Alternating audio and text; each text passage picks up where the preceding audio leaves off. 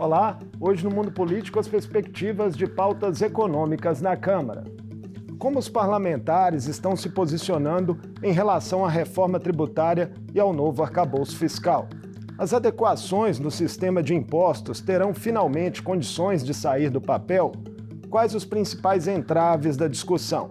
E ainda o jogo de forças entre base, centrão e oposição no Congresso. Eu converso com o deputado federal e presidente do MDB em Minas, Newton Cardoso Júnior.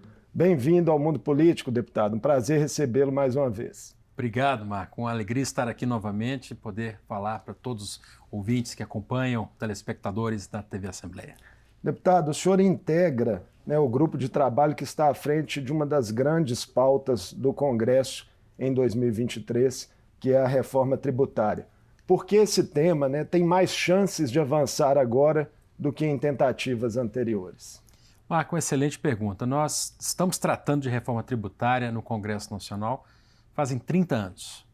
Esse é um tema que se limitou agora apenas aos tributos sobre o consumo, ou seja, aquele tributo que a gente paga, o imposto que a gente paga quando vai comprar um produto no supermercado ou através da rede social, da internet, etc.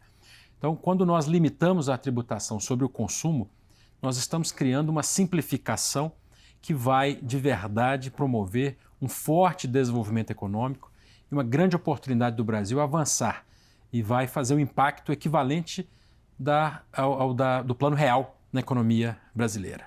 A intenção seria unir, então, aí os três impostos federais, PIS, IPI e COFINS, ao ICMS estadual, ICS municipal, ISS municipal, ficaria tudo abarcado num único imposto, é isso? Exatamente. Se você considerar hoje esses 5 impostos que existem, o ISS, que é dos municípios, ele tem a base limitada aos serviços. O ICMS, que pertence aos estados, já tem base mais ampla sobre comércio e serviços e todos os produtos fabricados e vendidos, circulados na economia. Já o PIS, o COFINS, são 2 contribuições para a Seguridade Social que têm vinculação direta com o faturamento, como fato gerador das atividades produtivas brasileiras. E, por fim, o IPI, que é um imposto muito vinculado à indústria. Nós estamos prevendo unificar todos e criar um único tributo no formato do chamado Imposto sobre o Valor Agregado, mas o nome que gostaríamos de dar para o nosso tributo aqui é o IBS, Imposto sobre Bens e Serviços. E quais os setores, deputado Newton, que ainda precisam ser convencidos, digamos assim, de que essa mudança não trará prejuízos a eles e que poderiam ser, então, foco de resistência à tramitação da proposta? Nós estamos participando desse grupo de trabalho e fazendo um diálogo muito amplo com toda a sociedade. Estamos ouvindo todos os segmentos da economia desde que começamos o trabalho lá atrás, no mês de março. E é interessante destacar que todos os setores que participam, que conversam, dialogam com o grupo e que colocam as suas demandas estão sendo ouvidos, estão sendo prioritariamente atendidos na estratégia de formação do texto e dificilmente a gente encontra resistência. O que existe mesmo é medo. É o medo da mudança, é o medo de se fazer uma mudança que possa aumentar a carga tributária. Transporte, por exemplo, setor de transporte. Você deu um excelente exemplo e eu consigo elencar 5 setores que nós chamamos de setores mais críticos, setores de pressão. Transportes, o setor de alimentos, agricultura, saúde e educação. Esses 5 segmentos precisam de uma atenção especial dentro da reforma tributária. Por isso estão sendo procurados pelo GT para dialogar. Exatamente. Nós temos enxergado que, como são exemplos de outros países, esses segmentos têm um tratamento diferenciado, um tratamento mais benéfico, visando, de fato, proteger a população contra a inflação causada por um eventual aumento de impostos. Isso nós não permitiremos. E, da mesma forma, permitindo que esse segmento contribua para a continuidade do crescimento econômico e o crítico abastecimento da população, assim como saúde e educação, que são essenciais. A gente vem acompanhando a movimentação do grupo de trabalho da Câmara, deputado Newton, e vê muita busca de diálogo também com governadores, né? E tivemos, inclusive, uma declaração de apoio formal já dada pelo governador Romeu Zema, né, em uma audiência que ele participou com o senhor e com o deputado Reginaldo Lopes. Qual foi a importância dessa sinalização do governador Romeu Zema e se ela indica, né, que a bancada mineira pode vir a fechar questão mesmo a favor da reforma? Excelente ponto que você tocou, Marco. Nós estamos enxergando a reforma tributária tramitar há muitos anos na Câmara e no Congresso como um todo, e raras vezes podemos ver um governador de um grande estado da nação, como é o caso de Minas Gerais, como é o caso de São Paulo, como é o caso do Rio de Janeiro, se manifestarem antecipadamente a um tema tão sensível, que é o fim, por exemplo, do ICMS, que é um tributo de controle do Estado, unificando com outros. E por isso nós temos aqui uma oportunidade única, e talvez uma chance muito forte de aprovação dessa reforma tributária, porque de arrancada, e eu falo de arrancada porque não só o governador Romeu Zema em Minas Gerais, mas também o nosso presidente aqui da Assembleia Legislativa, o deputado Tadeuzinho, ambos manifestaram a sua visão positiva, favorável à reforma.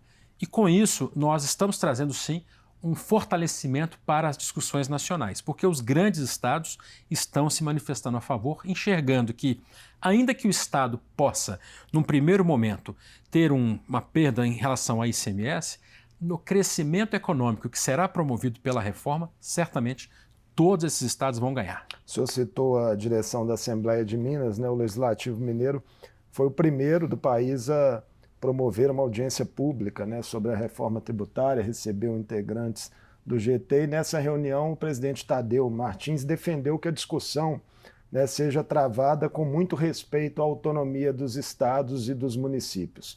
Na prática, como isso tem ocorrido?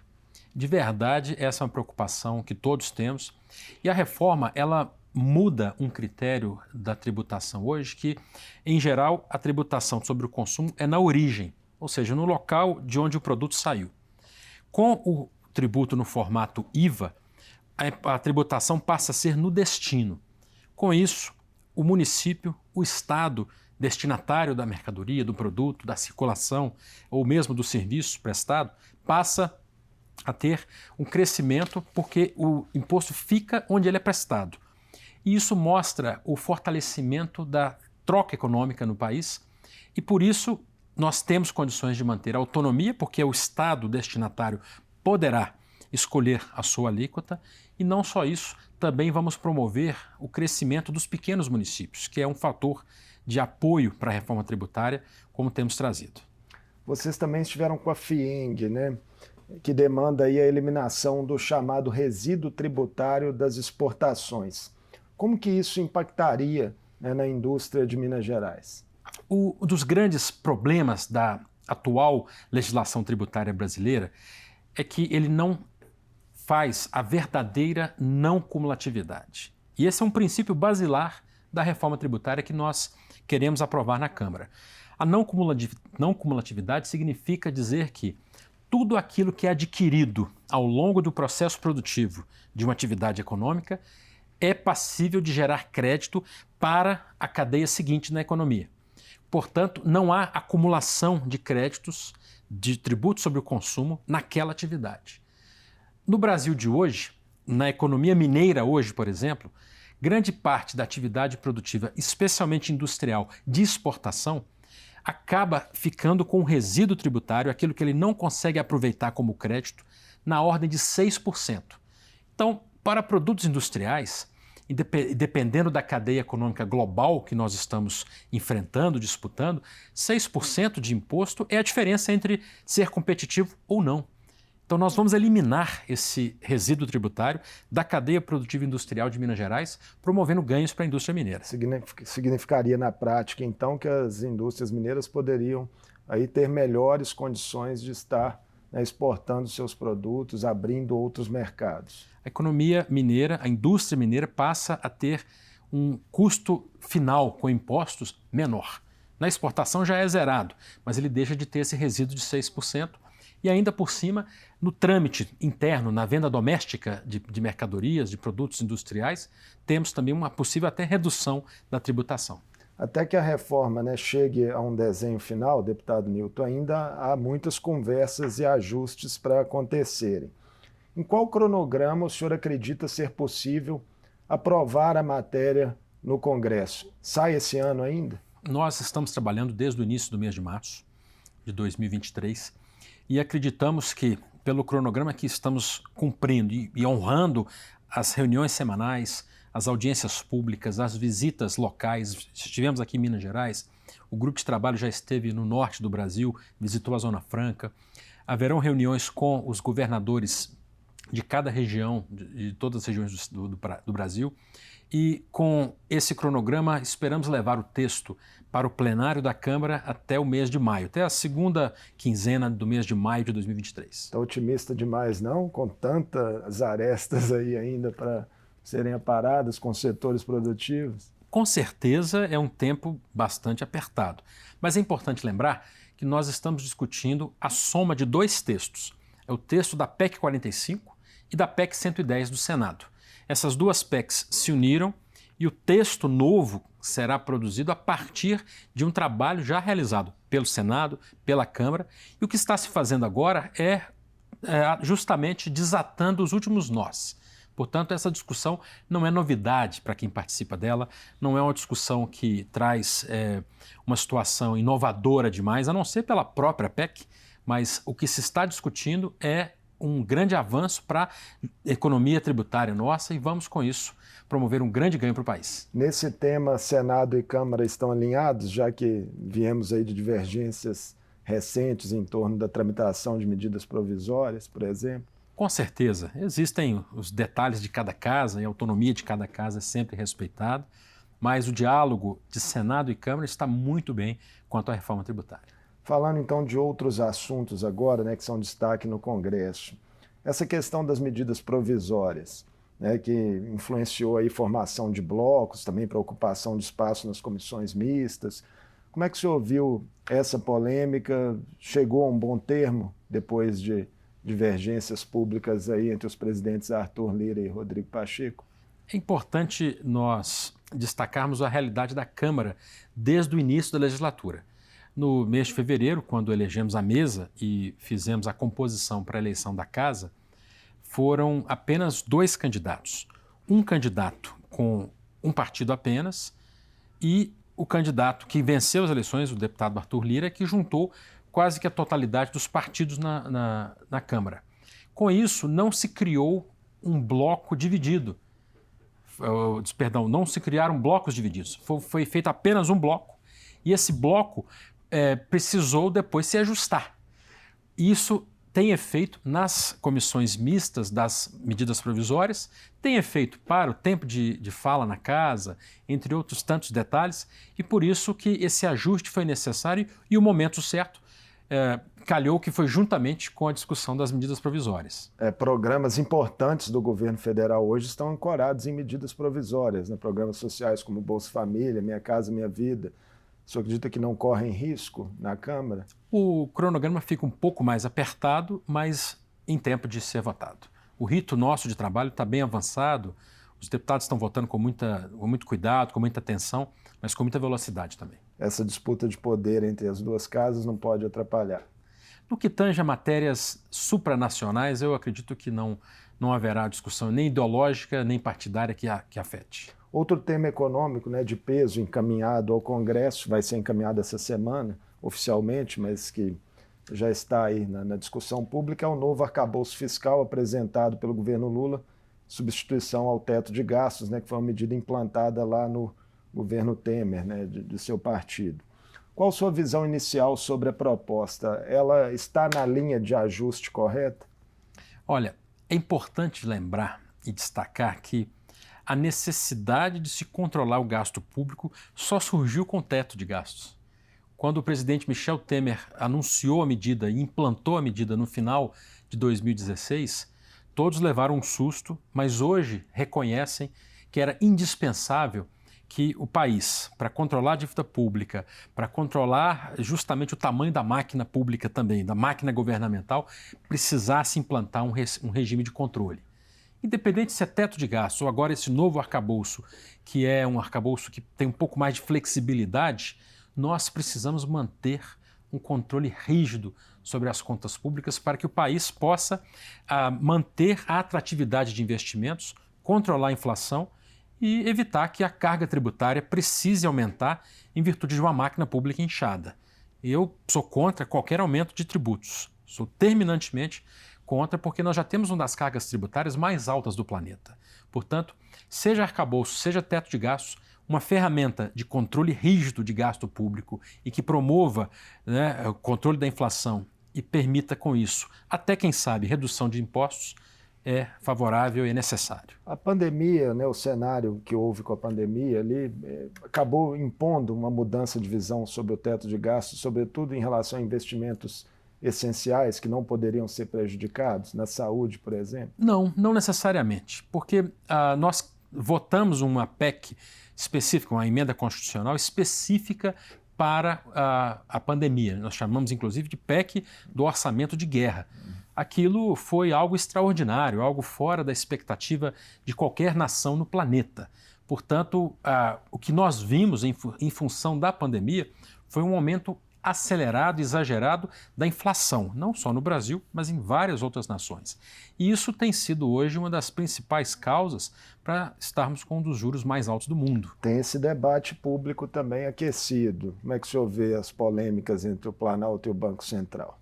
O Banco Central tem as razões dele para manter o juro como está, mas eu entendo que ele poderia flexibilizar um pouco.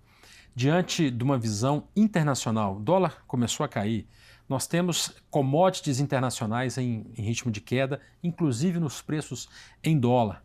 Portanto, manter um juro elevado como nós temos hoje está só comprometendo o investimento privado e comprometendo o resultado da economia, ou seja, o lucro das empresas, a capacidade delas de gerar emprego. Portanto, com a votação do arcabouço fiscal, da reforma tributária, fatalmente os juros vão cair, precisam cair, e nós esperamos que o Banco Central promova isso. Em relação ao arcabouço, tem uma entrevista de ontem do presidente da Câmara, Arthur Lira, prevendo aí uma discussão até rápida, esgotar em torno de 3 semanas, 4 semanas na Câmara. O senhor acredita que vai haver muitas mudanças na tramitação, no texto? Eu entendo que pode haver um pouco mais de rigidez em excessos de flexibilidade que tenham sido promovidos, como, por exemplo, a elasticidade da expansão do gasto. Isso pode ser um ponto focal de controle no texto. Mas eu acredito que é possível, dentro de 3 semanas, votar e chegar a um arcabouço aí adequado para o país. Analistas vêm apontando, deputado Nilton, dificuldades do governo, né, para consolidar a maioria na Câmara. Legendas que possuem ministérios, como o PSD, União Brasil e seu próprio partido, o MDB, não estariam ainda integralmente na base, né? Tem ali deputados que se colocam de forma mais independente, às vezes até na oposição. É esse mesmo quadro, e por que ainda tantas dissidências nessas legendas, na visão do senhor? A política brasileira, ao longo dos anos, ela tem mudado muito, é uma política mais ideológica, inclusive dentro da Câmara, dentro do Congresso. Ainda que tenhamos uma posição majoritária dentro da Câmara de deputados de centro, do ponto de vista de pensamento ideológico, ela é uma política que precisa ser feita de gestos. E o governo precisa mostrar que não tem a ideologia como pauta central dele e precisa dar demonstrações de que quer fazer uma aproximação maior com o Congresso, Câmara e Senado. E, infelizmente, em alguns pontos vão na contramão, como é o caso de não condenar de forma muito clara invasões de terra, por exemplo. Então isso acaba afastando alguns parlamentares que poderiam se aproximar do governo por conta de um posicionamento que acaba sofrendo com o viés ideológico. E como que resolve isso para o governo ter maioria? Porque, por exemplo, o arcabouço fiscal está vindo num formato que vai depender de quórum qualificado, né, para ser aprovado. E aí são muitos votos, né? Claro. Quase 350 votos necessários. Isso requer um posicionamento claro do governo de onde ele quer chegar e do que ele precisa. Eu acho que ainda está faltando essa posição.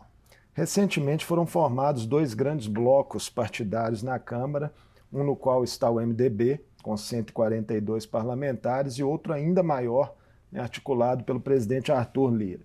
O pano de fundo desses dois blocos é justamente uma disputa por espaço em comissões mistas ou tem algo além disso? É claro que a disputa de forças ela sempre tem, né, preponderância. Nós falamos de uma casa que é um dos poderes da República, portanto, poder é uma palavra que se disputa e se discute frequentemente dentro da casa. E a formação desses blocos ela era necessária desde o início do ano, quando se fez a eleição da mesa.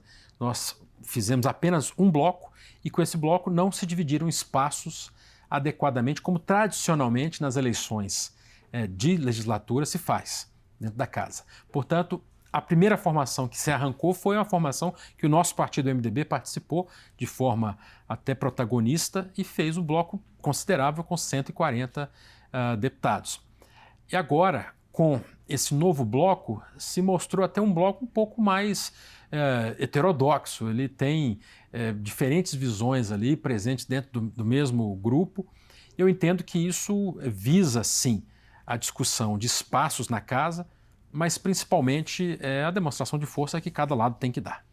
Vamos falar um pouquinho sobre assuntos de Minas Gerais, né, que são importantes em Brasília. O Estado tem aí a questão da recuperação fiscal e da repactuação de um acordo da tragédia de Mariana. O MDB está hoje, né, na base dos dois governos, formalmente, Zema e Lula. Como é que o senhor está vendo a interlocução federativa em torno desses temas que importam muito para Minas Gerais? Eu entendo que o regime de recuperação fiscal é o maior desafio hoje do governo do Estado, porque é algo que vai impactar a longo prazo e era importante que o governo do Estado tratasse disso como uma questão de Estado, sem qualquer aspecto político, sem qualquer aspecto ideológico no processo. E se isso acontecer, eu entendo que nós teremos facilidade de levar a discussão da matéria a Brasília, porque do lado de lá nós vamos exigir que haja esse tratamento, para Minas Gerais poder avançar e destravar a sua capacidade de investimento. Da mesma forma, o Acordo de Mariana ele é indispensável para o povo mineiro. Nós estamos falando de uma tragédia que colocou o Rio Doce na boca do mundo. Todos hoje sabem que o Rio Doce é um rio que correu o risco de morrer. E por conta de um acidente que, independente da apuração aqui de culpabilidade, é um acidente que não teve a devida reparação, não teve a devida compensação aos dois estados, a Minas Gerais e ao Espírito Santo. E, portanto, a resistência até agora das partes envolvidas, especialmente os empreendedores que fazem uso da atividade mineral no Estado, a resistência deles ainda é, talvez, assim, incompreensível. Era necessário que já tivessem avançado mais para que pudéssemos levar para o povo mineiro e para o povo também capixaba uma resposta mais adequada. Parece que a bola nos dois assuntos está, nesse momento, muito com o governo federal. Pode haver, por exemplo, mudanças de contrapartidas na negociação em torno do regime de recuperação fiscal? É claro, existe essa flexibilidade, mas eu entendo que assuntos são separados. Nós não podemos misturar o Acordo de Mariana com esse acordo de forma alguma. Porque também o Acordo de Mariana, segundo consta, está aguardando aí um aval, né, de um Planalto redesenhado. 15 ministérios estão tomando pé da situação, né, junto ao CNJ, que é quem conduz o projeto. E o governo de Minas faz uma pressão para que essa reparação, esse acordo saia o quanto antes, até porque tem interesse no aumento de arrecadação. Nesse aspecto, o governo de Minas já fez um trabalho muito bom, ele já fez uma apuração dos danos, da realidade do Estado pós-Mariana, que dificilmente pode ser questionado. Então, nesse momento, é forçar mesmo a negociação, forçar a sentada à mesa para apurar os valores, a necessidade de compensação dos dois estados e, com isso, Minas Gerais também vai ter mais investimentos. Vamos aguardar os posicionamentos do governo federal, né, nesses assuntos. Agora, antes da gente terminar, deputado Newton, esse ano também tem sucessão no MDB estadual. O senhor vai disputar a reeleição? Pode haver aí alguma disputa? A imprensa já noticiou aí que talvez o deputado federal Hercílio Coelho Diniz também se apresente. é um grande quadro do nosso partido. O MDB é um partido aberto, um partido que qualquer um pode disputar, pode participar do processo, é democrático. Nós temos uma história de crescimento do partido em Minas Gerais e isso não é diferente no resultado dessas últimas eleições. A própria eleição do presidente da Assembleia, deputado Tadeuzinho, mostra a vivacidade, a vitalidade do MDB em Minas Gerais, mostra a sua força e mais ainda no governo federal, com a participação ampla no governo, com a força de vários governadores do MDB eleitos. Portanto, em Minas Gerais, a tendência nossa clara é de crescimento e é isso que nós estamos promovendo. E por esse motivo é que eu coloco o meu nome, mais uma vez, à disposição dos nossos quadros, à disposição dos nossos delegados e companheiros de partido para poder conduzir esse processo de crescimento mais uma vez. Muito obrigado ao senhor por ter participado conosco aqui do Mundo Político, falando da reforma tributária e de outros temas importantes no Congresso. Eu que agradeço, um programa que tem uma capacidade informativa fantástica. Eu quero parabenizar a TV Assembleia pelo trabalho que tem feito e vamos juntos continuar levando a mensagem de Minas para o governo federal e para todo o Brasil.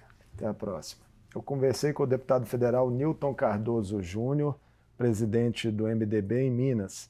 Falamos sobre as articulações na Câmara em torno da reforma tributária, o ambiente para a discussão do arcabouço fiscal e a relação entre o Executivo e os grupos políticos do Congresso. E ainda sobre as pautas prioritárias do Estado em Brasília. O Mundo Político fica por aqui. Obrigado por nos acompanhar e até o próximo programa.